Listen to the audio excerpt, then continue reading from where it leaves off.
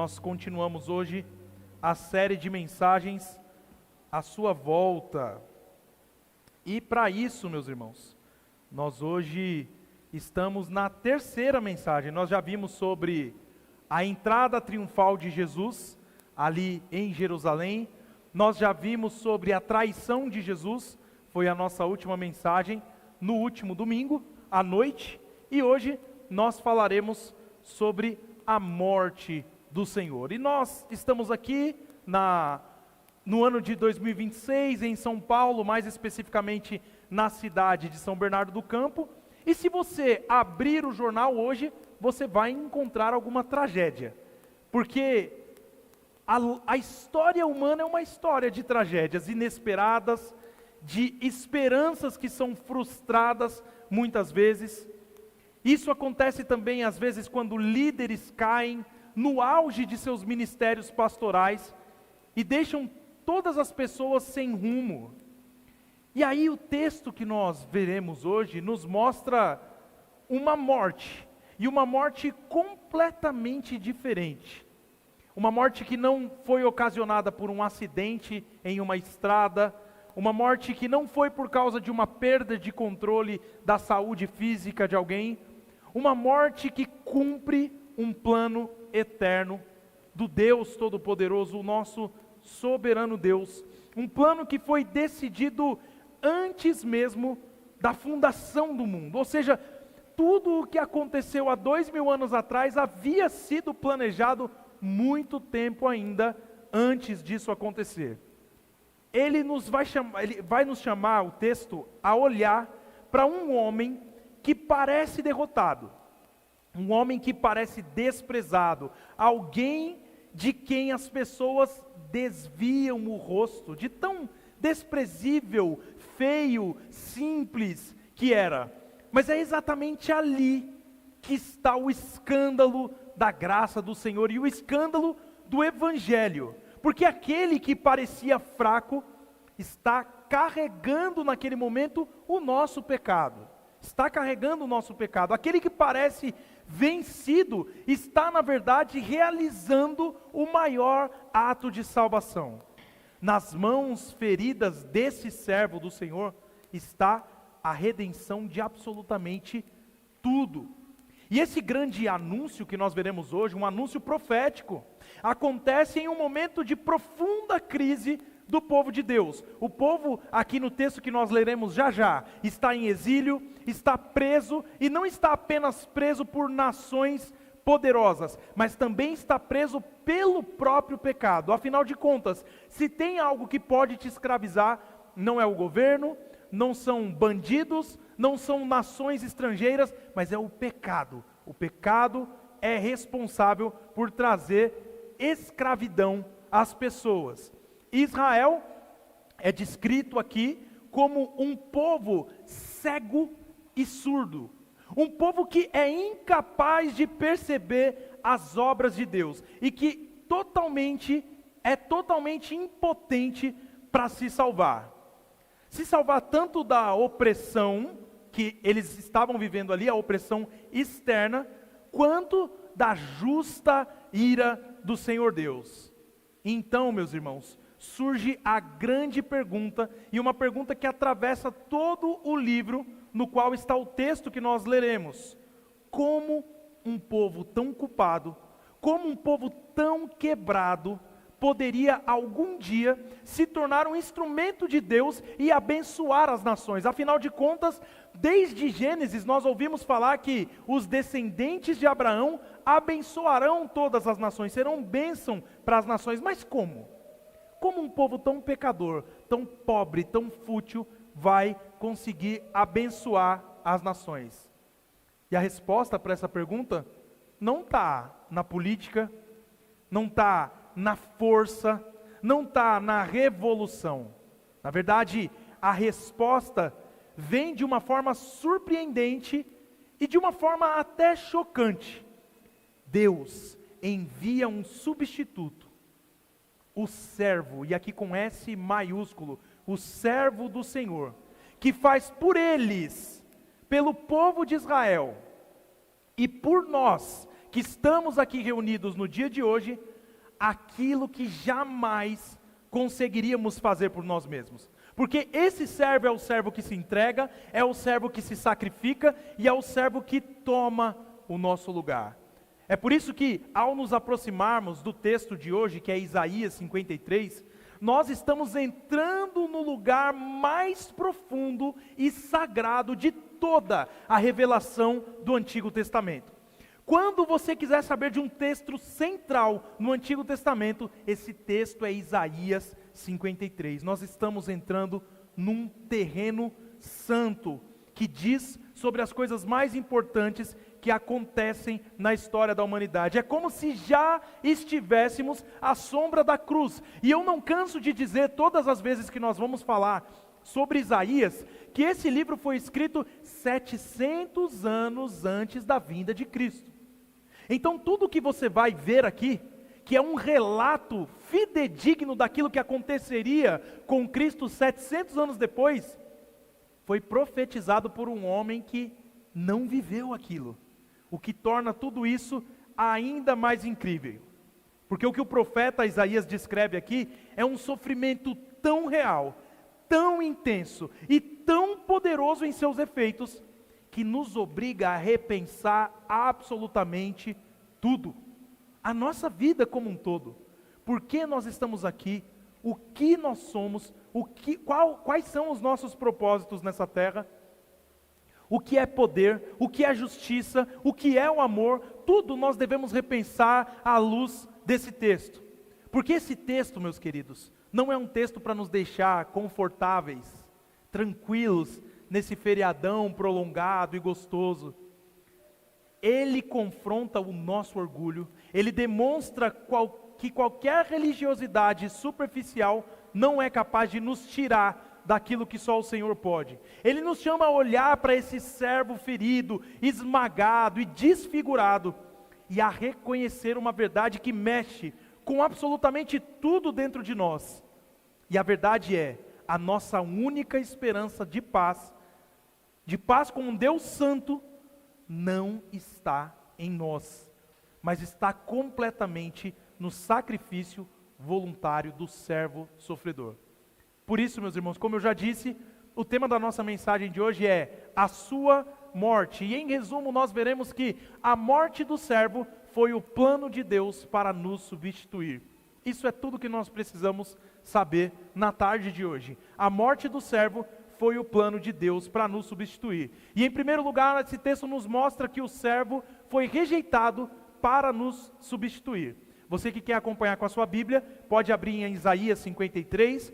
Nós leremos em primeiro lugar dos versos 1 a 3, Isaías 53, versos 1 a 3.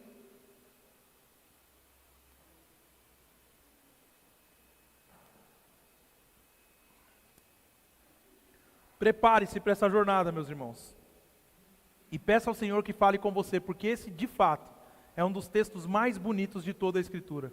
Leiamos, Isaías 53, do 1 ao 3. Espera aí, o ventilador tem que deixar. Aí. Quem creu em nossa pregação? E a quem foi revelado o braço do Senhor?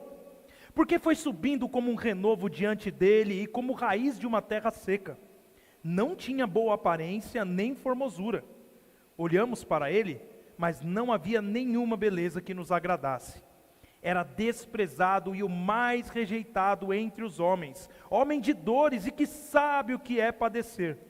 E como um de que os homens escondem o rosto, era desprezado e dele não fizemos caso. Até aqui, meus irmãos, esse primeiro trecho da palavra do Senhor. Crianças, eu quero que vocês desenhem um homem com roupas muito simples e caminhando, tá bom? Um homem com roupas muito simples caminhando. Queridos, esse texto de Isaías 53 faz parte do quarto cântico do servo.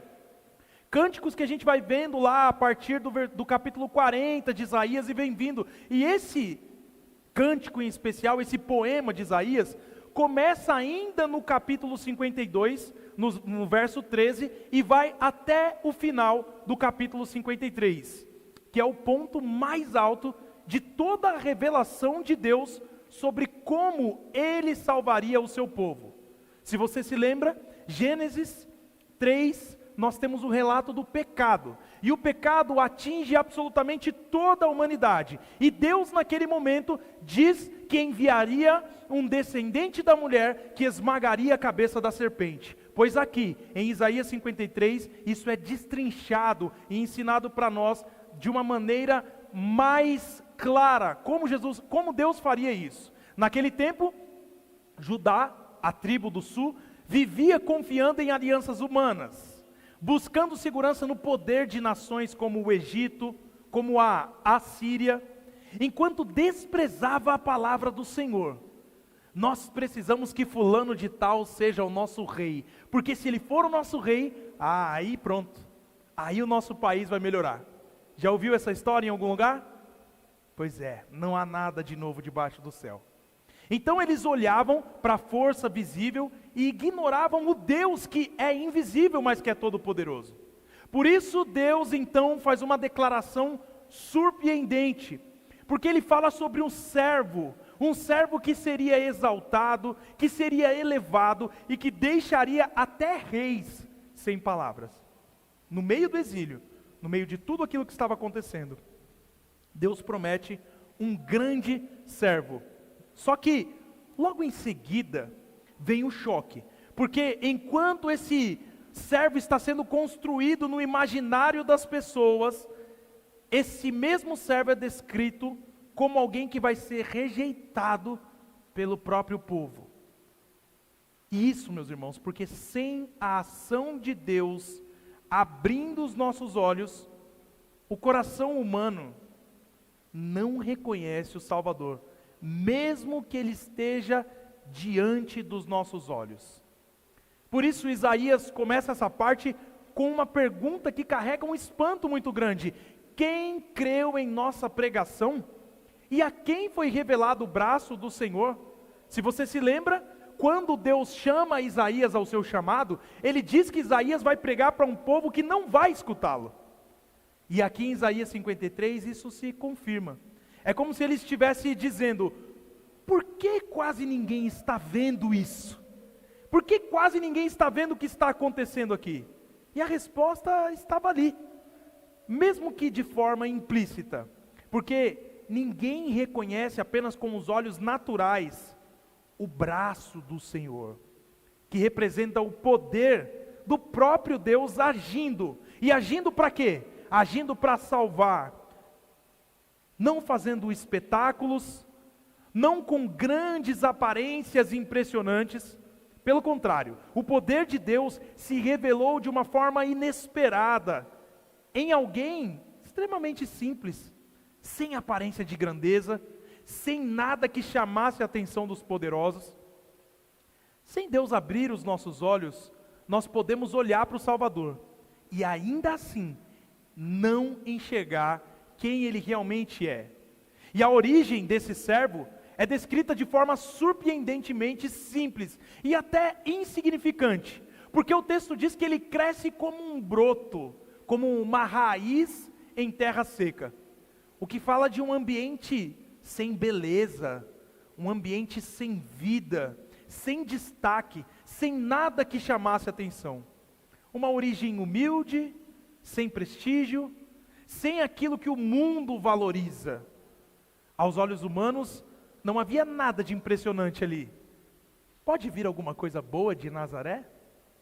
Isso seria falado muito tempo depois, não é verdade? Mas o texto diz que ele cresce diante de Deus. Ou seja, enquanto o mundo não via valor, Deus, por sua vez, estava olhando, cuidando e conduzindo cada passo desse servo. O servo não estava perdido ou esquecido, ele estava sendo preparado, debaixo do olhar soberano de Deus, para cumprir exatamente o plano que já havia sido determinado para ele. E a forma como as pessoas olharam para o servo foi dura e superficial, assim como acontece muitas vezes nos dias de hoje, porque ele não tinha boa aparência, nem formosura. Por isso, o texto diz: olhamos para ele, mas não havia nenhuma beleza que nos agradasse. Ou seja, aos olhos humanos, Não havia nada nele que chamasse atenção, nada que despertasse admiração imediata. Isso porque nós tendemos a julgar pelas aparências. Nós tendemos a valorizar aquilo que brilha, aquilo que impressiona, o que parece poderoso. Mas, quando olharam para o servo, o grande servo, não viram nada disso. Ele não tinha aparência de grandeza, aquela aparência que o mundo esperava. Ele não tinha o tipo de autoridade que atrai multidões por fora. Ele não era pomposo, como alguém que chegava e se impunha de qualquer forma. E justamente por isso ele foi ignorado, foi rejeitado e foi deixado de lado. Não porque ele não tivesse valor, porque ele tinha e muito, mas porque o coração humano não sabe reconhecer a verdadeira glória, quando ela não vem revestida de uma aparência externa. Então no versículo 3, essa rejeição chega ao ponto mais profundo ao dizer: desprezado e o mais rejeitado entre os homens. Ele não era apenas rejeitado, ele era o mais rejeitado. Se você um dia se sentir rejeitado, ou se sentiu rejeitado na sua escola, entre a sua família, ou qualquer coisa do tipo, Jesus era e foi o mais rejeitado entre os homens. Ele não foi apenas ignorado, ele foi tratado como alguém sem valor, alguém que as pessoas não queriam que estivesse por perto. Isaías o descreve como homem de dores, alguém que conhecia o sofrimento de forma constante, não como algo passageiro que aconteceu uma vez na vida, mas como parte da sua vida inteira. Ele carregou dores físicas, só que ele também sentiu o peso da rejeição, do abandono, da solidão. Ele foi tratado como alguém indesejado, como se a sua presença incomodasse. O que esse cara está fazendo aqui? O que ele quer no meio de nós? O Salvador que veio para curar foi tratado como desprezível, experimentando até o fim a dor de ser rejeitado pelo próprio mundo que ele veio salvar. Ele criou esse mundo, as pessoas se desviaram, ele veio salvar o mundo e ele foi rejeitado por aqueles que ele criou e por aqueles que só ele tinha o poder de salvar. E a rejeição chegou a tal ponto, a um extremo tão grande, que as pessoas viravam o rosto para não olhar para ele. Era desprezado e dele não fizemos caso. Quantas vezes nós ouvimos aqui a palavra desprezado, meus irmãos? É como se dissessem: não queremos nem ver, saia daqui. Coisa feia, não quero olhar para isso não. E quando o texto fala que não fizemos caso dele, é como se nós tivéssemos feito uma conta, isso que o texto hebraico quer dizer aqui, como se nós tivéssemos feito uma conta, colocando tudo o que vimos do servo na balança, e o resultado foi 0. Eu não quero nada com esse cara, nenhum valor, nenhuma importância. Não foi apenas falta de entendimento, foi uma rejeição consciente. Eu não quero nada com ele. O próprio profeta se inclui nisso, reconhecendo que o problema está dentro de nós. A mente e o coração se fecham, escolhem não ver, escolhem desprezar exatamente aquele que veio trazer a salvação. E essa passagem, meus irmãos, se cumpre perfeitamente em Cristo, 700 anos depois, que sendo Deus, não se agarrou aos seus direitos, mas se esvaziou e assumiu a forma de servo. Jesus não falou: você sabe com quem você está falando? Deixa eu te mostrar aqui minha carteira. Aqui, ó. O servo, o Filho de Deus. Ele não fez isso. Ele não veio com aparência de glória, mas veio em humildade. E veio com um propósito claro: salvar, nos salvar. Por isso, a igreja não foi chamada para buscar aparência, para buscar poder, para buscar destaque neste mundo. O nosso próprio rei foi rejeitado, foi desprezado e foi tratado como alguém sem valor. O que significa que seguir Jesus é andar nesse mesmo caminho, carregar a cruz, abrir mão do orgulho e não viver para impressionar as pessoas. Mesmo quando o mundo não entende, mesmo quando há rejeição, nós sabemos que Deus está agindo, porque ele escolhe justamente o que parece fraco, sem valor, para mostrar o seu verdadeiro poder. Ele escolhe as coisas fracas para confundir os sábios. Mas a segunda verdade que esse texto nos mostra é que o servo tomou o nosso lugar voluntariamente. Vamos ler agora dos versos 4 a 6.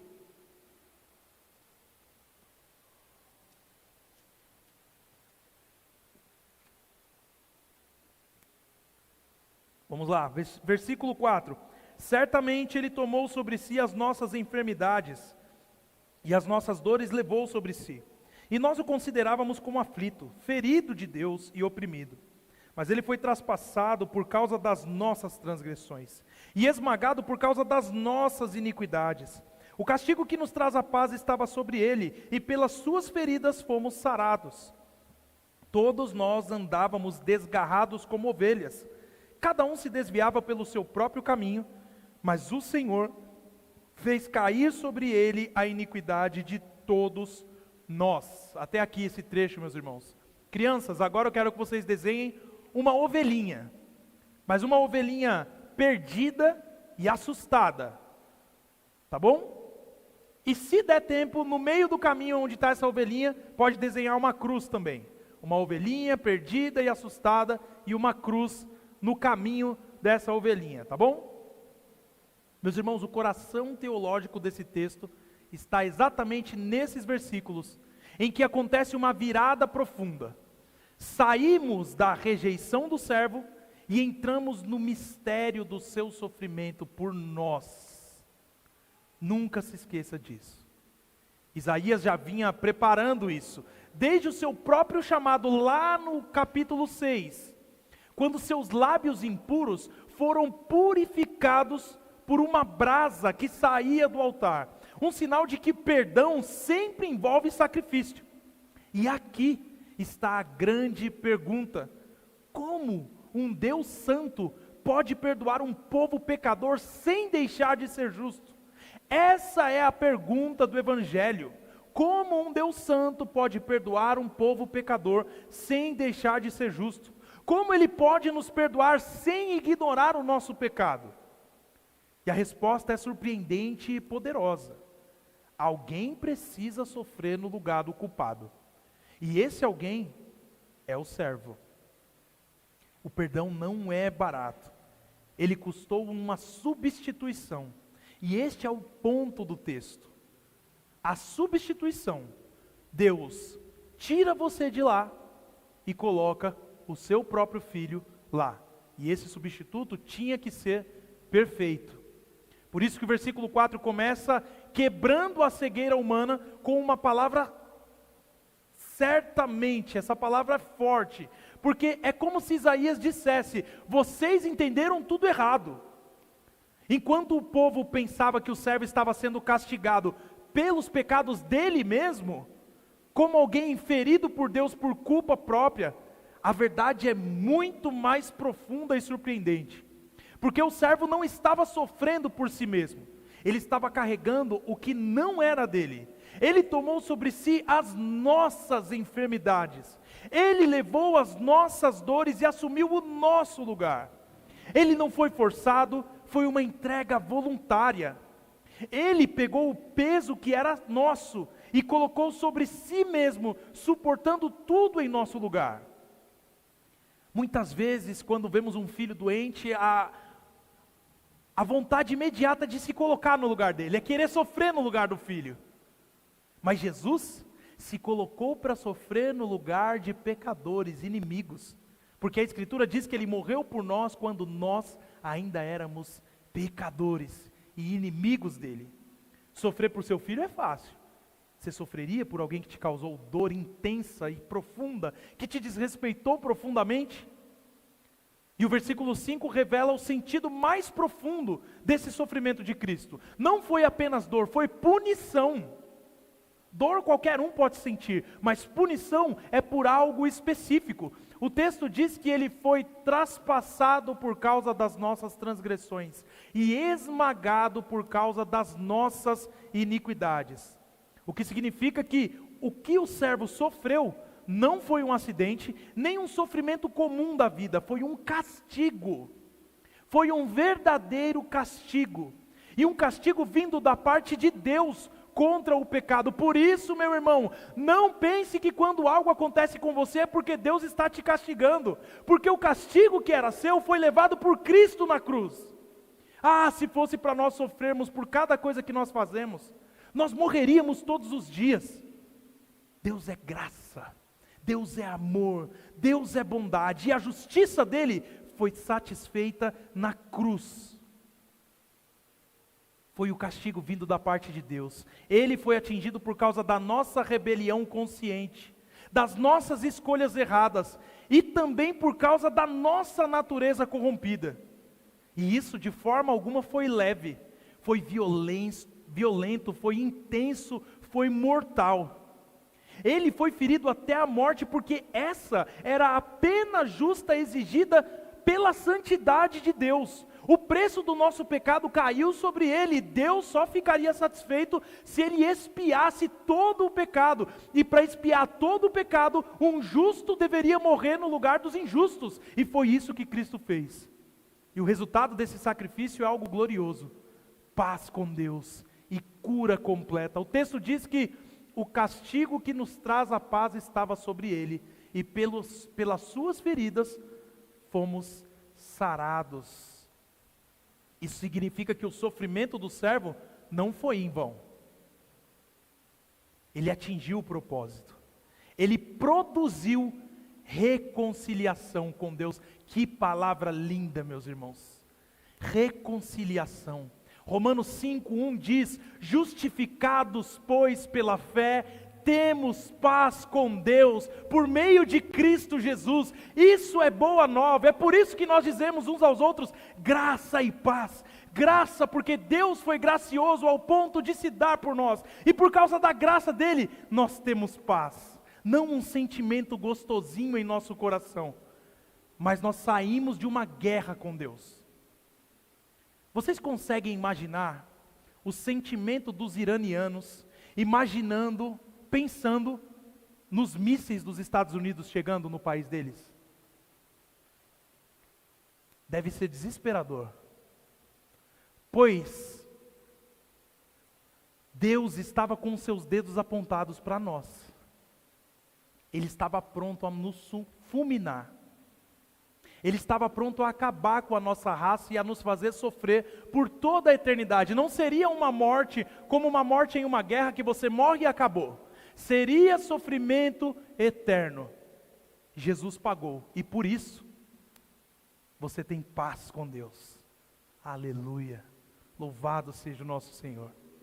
E o versículo 6 mostra com clareza a realidade do nosso pecado, quando usa uma imagem de um rebanho perdido. Diz: todos nós andávamos desgarrados como ovelhas, cada um se desviava pelo seu próprio caminho. A ovelha perdida mostra como nós estamos sem direção, vulneráveis e expostos ao perigo. Mas o texto ainda vai além disso, porque ele diz que cada um se desviava pelo seu próprio caminho. Ou seja, não foi só confusão ou fraqueza, foi uma escolha. Eu quero ir por esse caminho. E nós muitas vezes pecamos conscientemente. Sabemos que Deus não se agrada daquilo, mas nós queremos fazer. E nós fazemos mesmo assim. Houve escolha. Cada um decidiu seguir seu próprio caminho, viver do seu próprio jeito, rejeitar o governo de Deus. A nossa distância de Deus não é um acidente, é fruto da nossa própria rebeldia. Nós escolhemos nos afastar do nosso pastor. É por isso que, se Deus quisesse mandar toda a humanidade para o inferno, Ele continuaria sendo um Deus justo e bom, porque Ele estaria apenas cumprindo a sua justiça. Ah, Senhor, por que o Senhor me salvou e não salvou aquele? A pergunta é diferente: Senhor, por que eu? Pecador como sou, miserável, porque o Senhor olhou para mim, logo eu. Deus é graça, Deus é bom, Deus é misericordioso. E isso se mostra no texto, porque em contraste com o nosso pecado e com a nossa rebeldia, o texto mostra Deus agindo de forma decisiva, mas o Senhor fez cair sobre ele a iniquidade de todos nós. Mais uma vez, meus irmãos, a cruz não foi acidente, não foi apenas um ato humano de coragem, foi o plano de Deus, nascido no coração do Pai. Foi o próprio Senhor quem reuniu toda a nossa culpa, todo o nosso pecado, tudo que nos condenava, e colocou tudo sobre as costas de Jesus Cristo.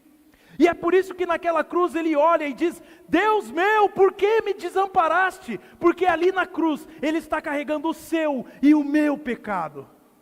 Foi por você e foi por mim que o Senhor fez aquilo. E diante dessa verdade, não tem como um coração não se render diante do Cordeiro de Deus que tira o pecado do mundo. Porque isso destrói qualquer ideia de que nós podemos nos salvar pelo nosso próprio esforço, pela nossa religiosidade externa, pelas nossas boas obras. Não, olha, eu nem sou tão pecador assim, pastor. Eu ajudo as pessoas no meu trabalho, eu dou cesta básica, eu ajudo a legião da boa vontade, eu não sou tão pecador assim.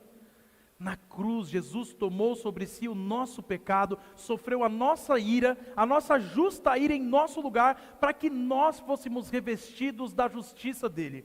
Portanto, a única forma de você ser salvo é através da cruz. Se não fosse assim, com certeza Deus não colocaria o seu filho para morrer por você. Jamais.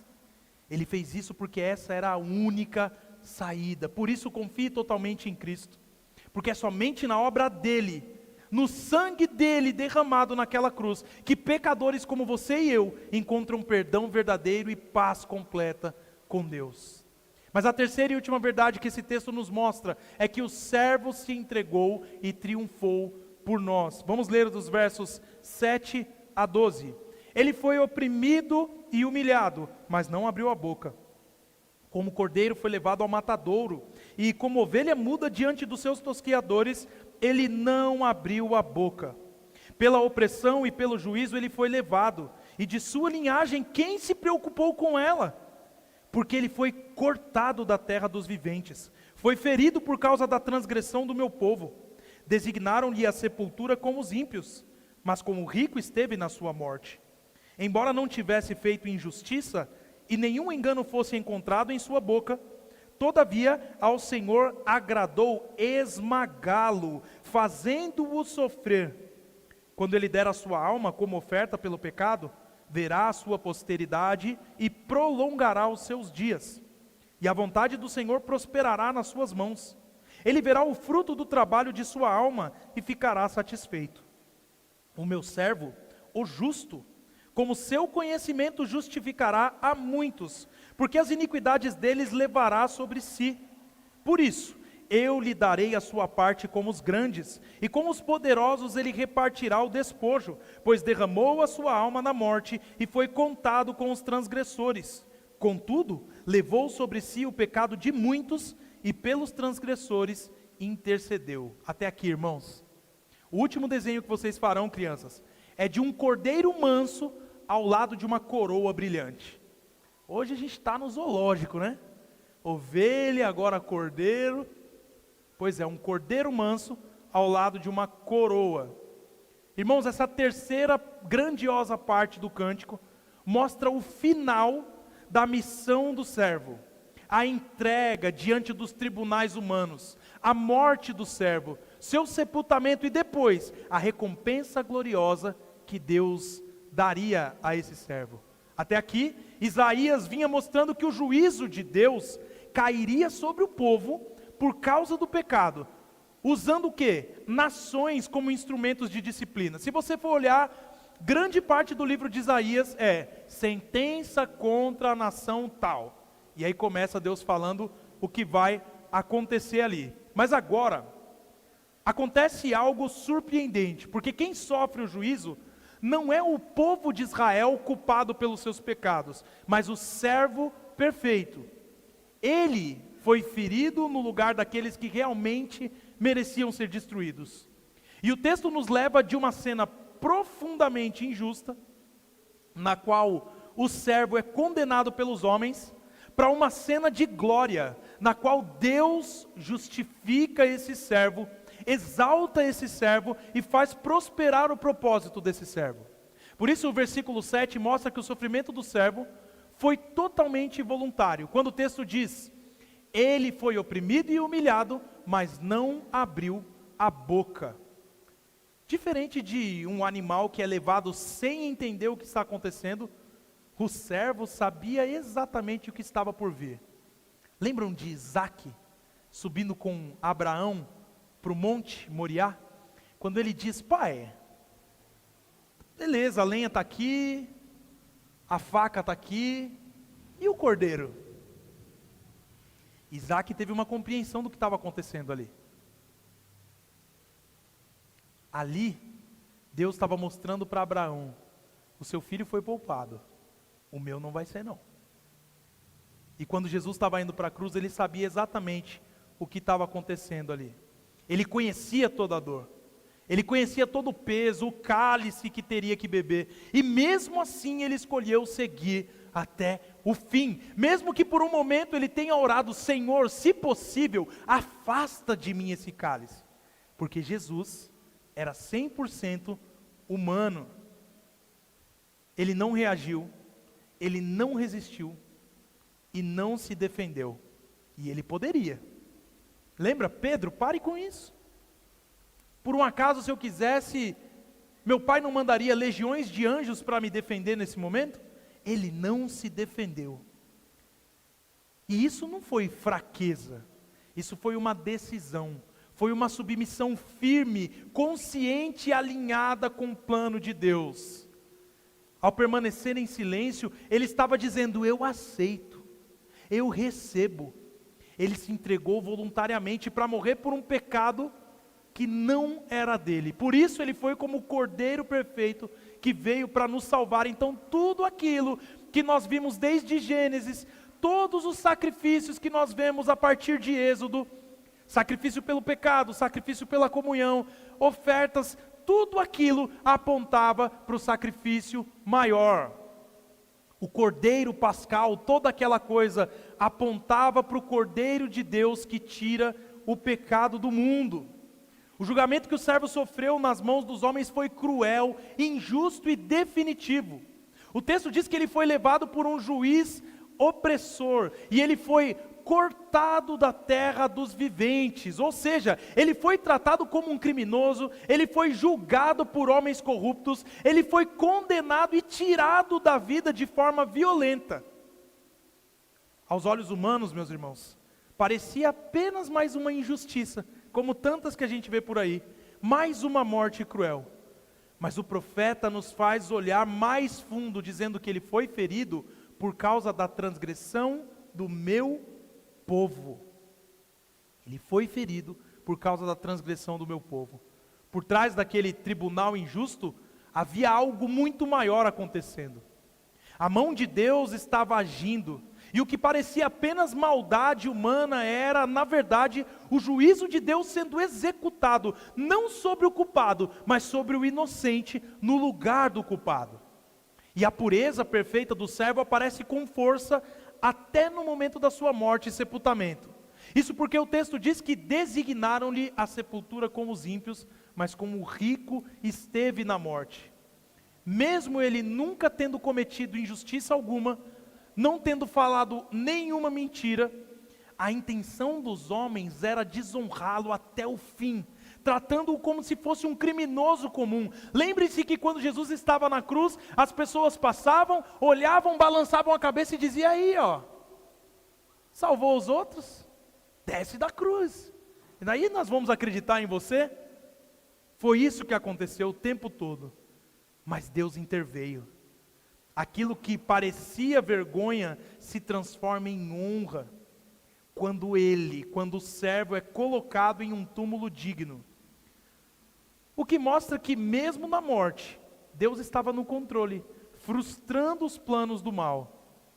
E ainda mais do que isso, o texto deixa claro que ele era completamente puro, sem pecado, sem engano, sem culpa.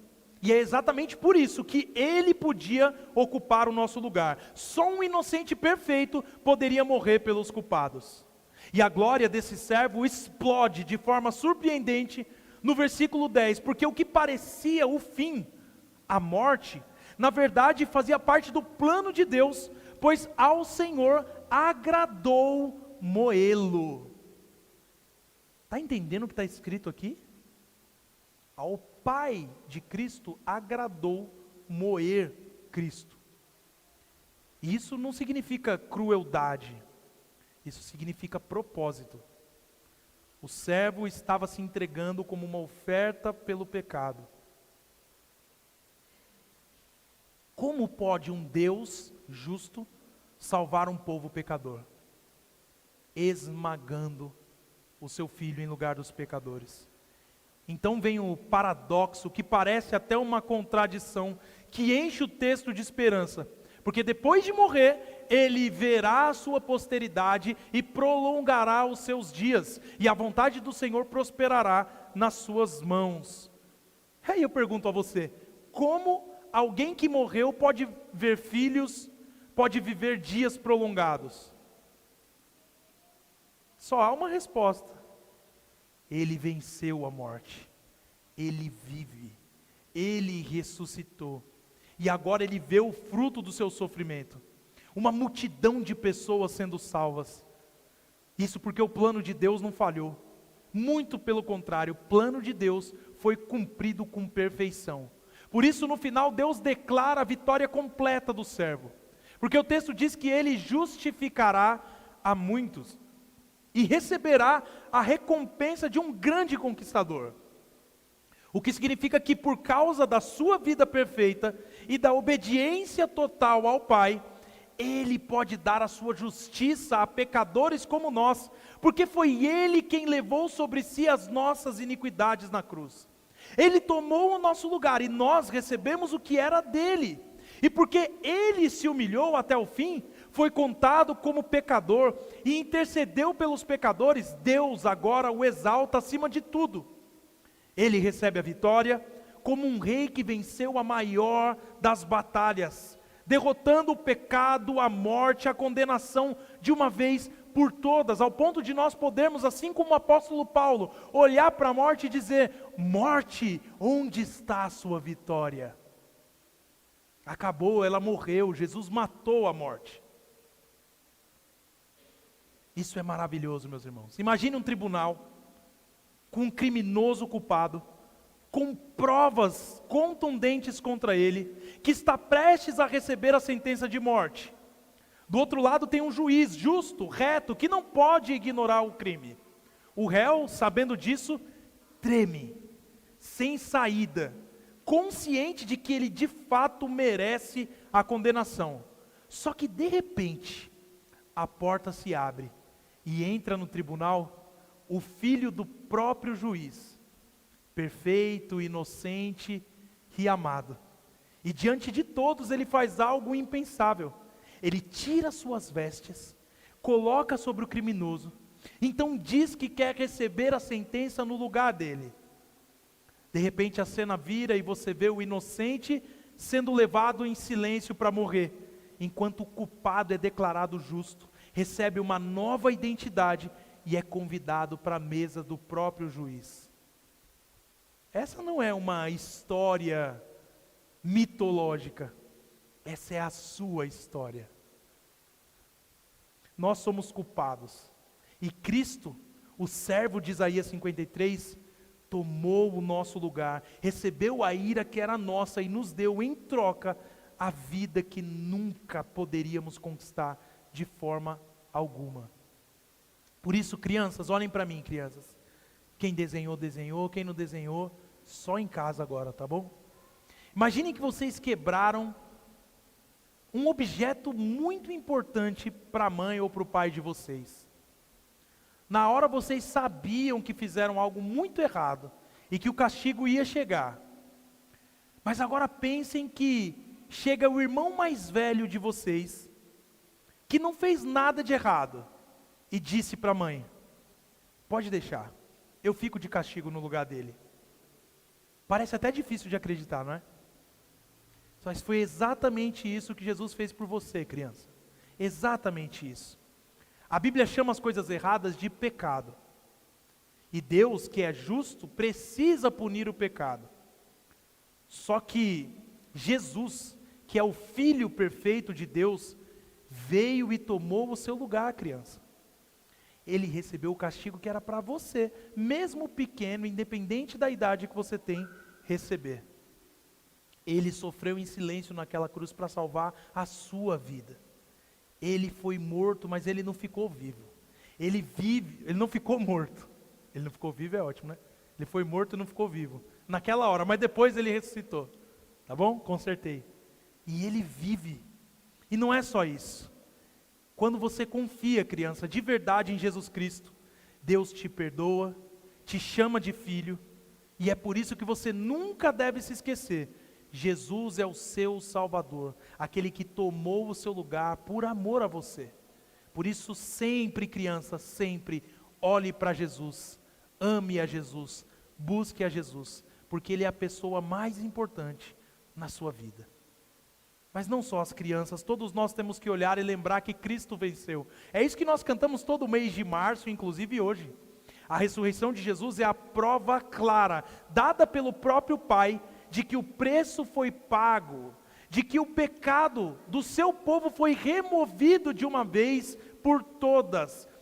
Deus não somente te perdoou, Ele pega os seus pecados e joga no mar do esquecimento. Ele não te chantageia, Ele não joga na sua cara aquilo que você fez, Ele decide esquecer os seus pecados. A nossa justificação não depende de nós, depende da obra perfeita dEle, do que Ele fez e do que Ele sofreu. E é por isso que nós não precisamos mais viver com medo da ira de Deus. Por isso, você que está aqui nessa noite já, viva com coragem.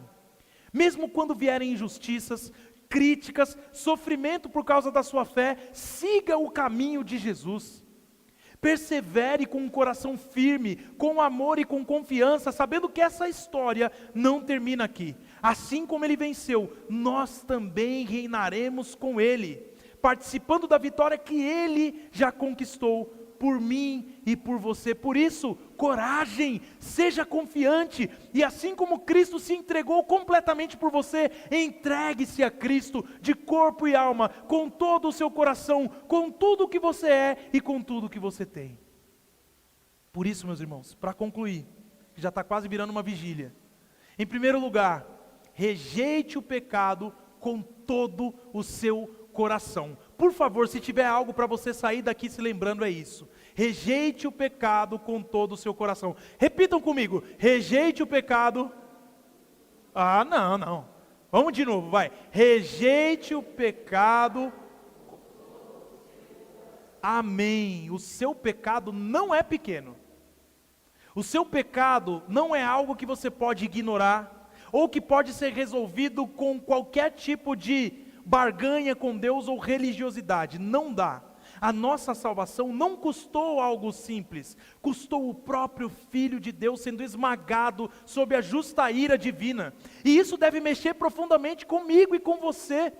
Não dá para tratar com leveza aquilo que levou Jesus à cruz. Não dá para conviver com pecados que causaram tanta dor no nosso Salvador. E é por isso que a nossa resposta precisa ser clara. Nós precisamos viver com reverência, abandonar o pecado, nos afastar daquilo que desagrada a Deus e cultivar uma gratidão viva e constante por tudo que Cristo fez por nós. Odeie o pecado, tenha nojo do pecado, tenha repulsa pelo pecado. E lembre-se que todas as vezes que você escolhe conscientemente o caminho do pecado, você está escolhendo dar uma paulada em Jesus Cristo. Você está escolhendo cuspir na cara do Senhor Jesus. Por isso, rejeite o pecado de todo o seu coração. E por fim, descanse completamente na obra de Cristo. A nossa salvação não depende da nossa capacidade fraca de acertar sempre, mas depende da obra perfeita de Jesus em nosso favor.